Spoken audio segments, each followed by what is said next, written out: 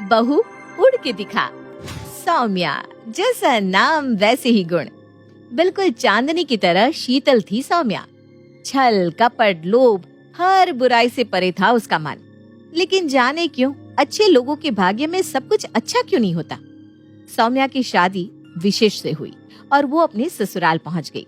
ससुराल पहुंचकर उसे पता चला कि सास दामिनी, ननद कम्मो से लेकर पति विशेष तक सभी अव्वल दर्ज के आलसी और चालाक किस्म के लोग हैं, जो अपना काम भी खुद से करना जरूरी नहीं समझते और चाहते हैं कि कोई हर समय बस उनके आगे पीछे घूमता रहे। शुक्ला परिवार में जब सौम्या जैसी सीधी सादी लड़की पहुंचती है तो घर के सभी सदस्य उसके माध्यम से अपना अपना उल्लू सीधा करने लगते हैं। शादी के बाद देख बहू, ये ना हमारे यहाँ का रिवाज है कि जब बहू आ जाती है ना तो सास का रिटायरमेंट हो जाता है।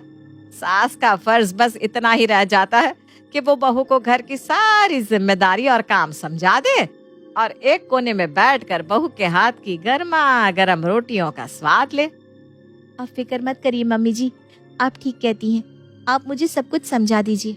मैं पूरी कोशिश करूंगी कि आपको शिकायत का कोई मौका ना दूं।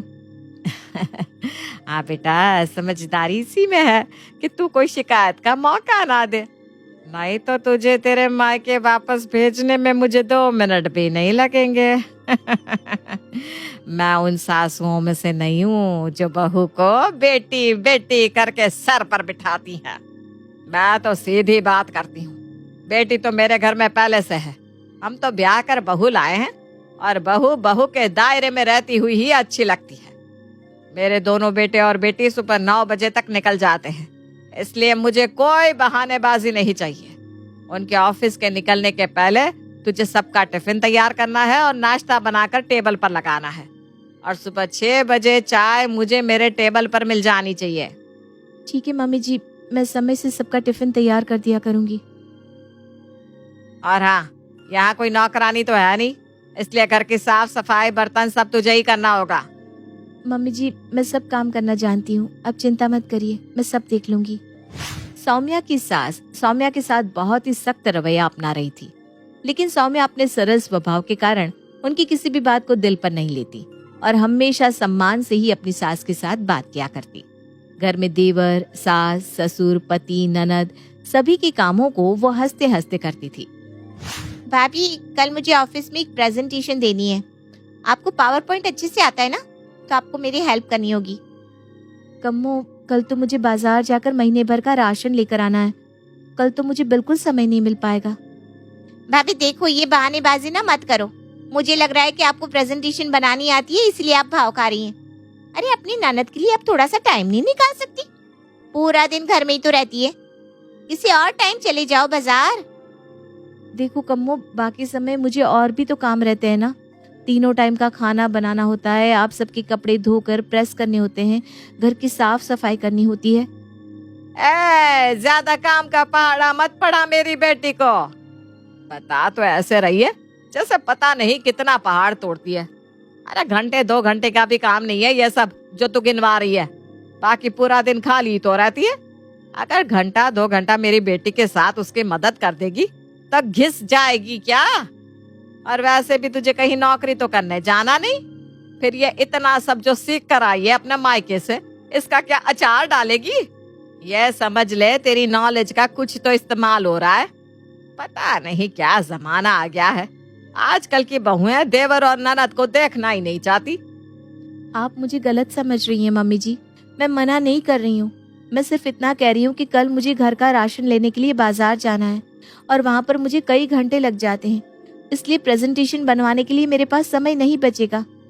सास को नाराज होते देख सौम्या कम्मो की प्रेजेंटेशन बनवाने के लिए तैयार हो जाती है।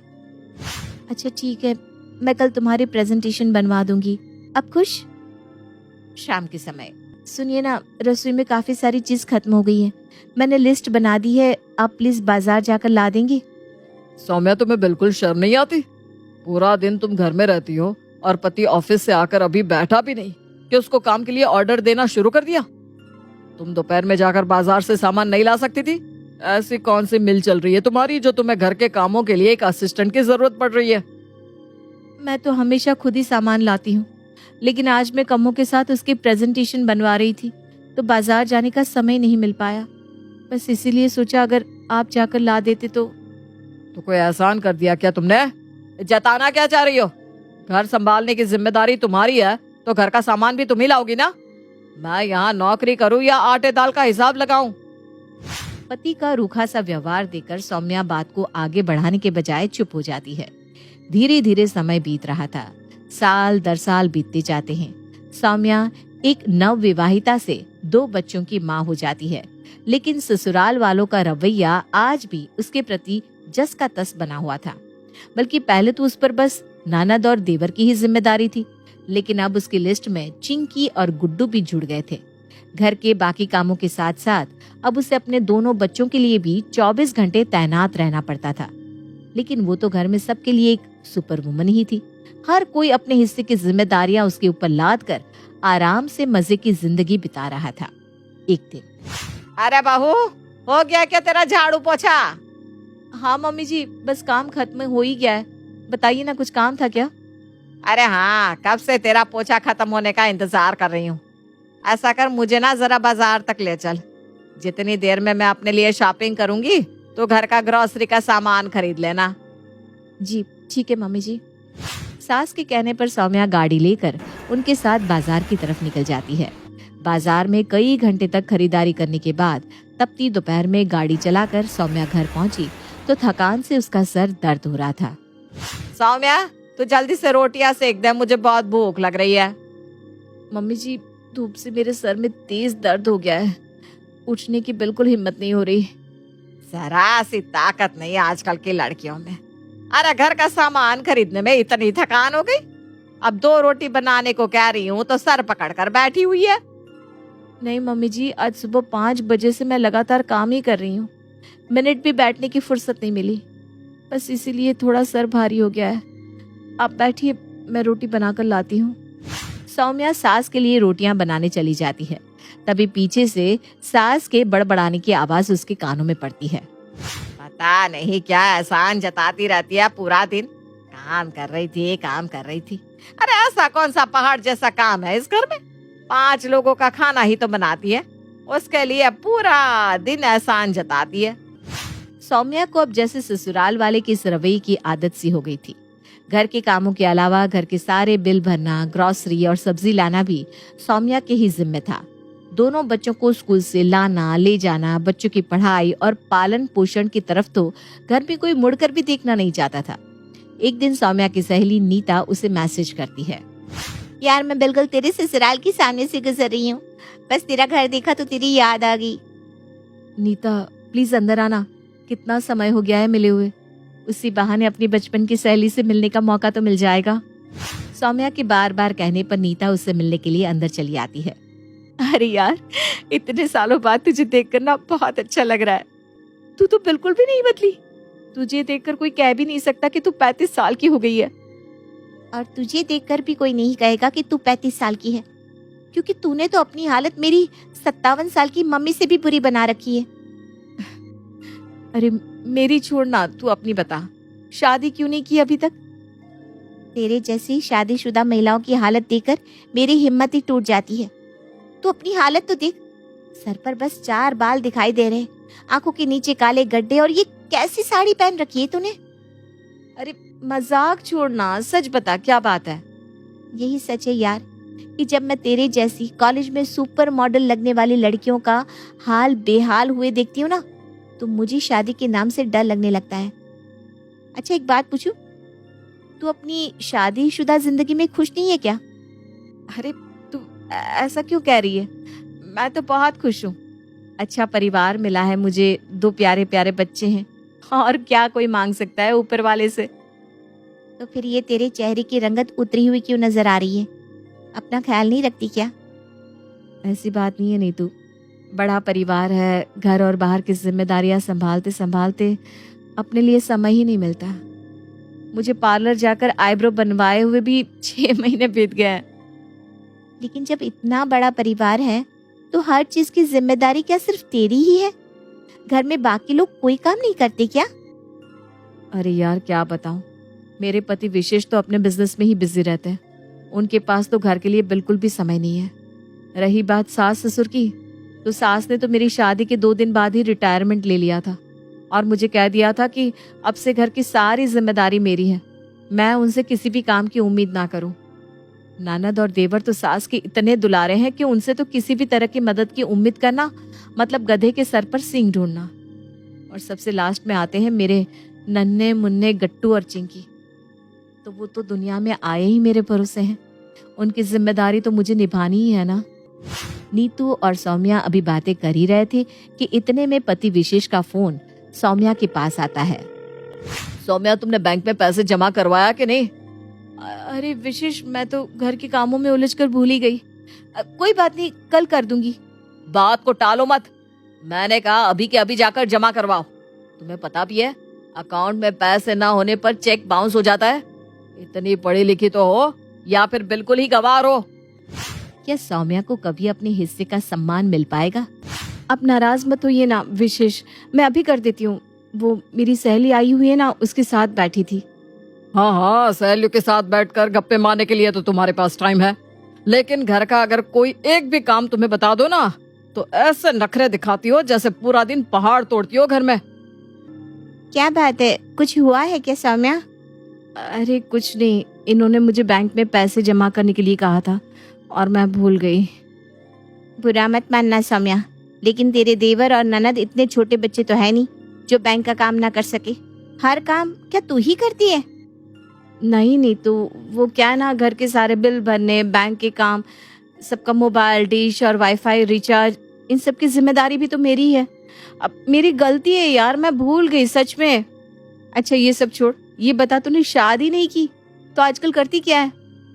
तुझे सच में नहीं पता मैं क्या करती हूँ? सोशल मीडिया यूज नहीं करती है क्या? अरे मेरे पास कहाँ समय है सोशल मीडिया के लिए। यहाँ तो भागते दौड़ते भी दिन के 24 घंटे घर के काम के लिए कम पड़ जाते हैं। बता ना क्या करती है तू?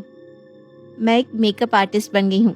मेरा अपना इंस्टीट्यूट है जहाँ मैं लड़कियों को मेकअप क्लासेस देकर आत्मनिर्भर बनना सिखाती हूँ। देख, मैं इंस्टीट्यूट की तरफ से 2 दिन के लिए चंडीगढ़ जा रही हूँ। तू भी चलना मेरे साथ। 2 दिन तू भी इन जिम्मेदारियों के बिना बिताएगी तो तुझे अच्छा लगेगा। अरे कैसी बात कर रही है तू?